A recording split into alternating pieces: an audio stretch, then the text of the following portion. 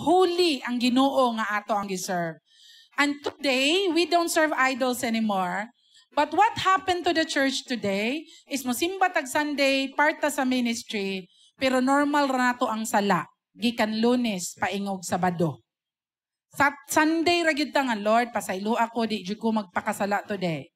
Pero Lunes paingog Sabado, okay ra nimo mobuhat ani, mosulti ana, magtan-aw ani, magbuhat ani, and you don't mind.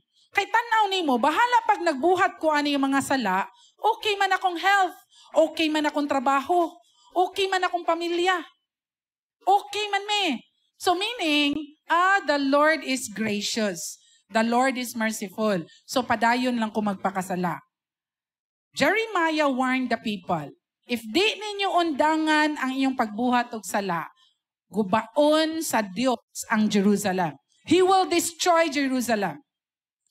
The same with us today. Gracious ang Ginoo. Tanaw nimo na kay gibuhat nga sala sekreto. Ikaw ray nakabalo. Ayaw gyud kalimot nga gracious ang Ginoo. Muhatag yun na siya og grace sa imoa. Pero ang Ginoo is holy. Moabot gani ang point na gahi kay imong heart. Tanaw nimo kapila na kinsa na gigamit ni Lord.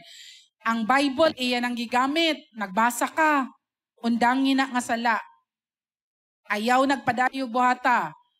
Imong D-group leader, giingna na ka. Undangin na, ayaw nagpadayon buhata. Imong pastor, giigna na ka. Undangin na, ayaw nagpadayon buhata. Gahi gani gihapon kay imong heart. God will allow destruction nga mahitabo sa imoa.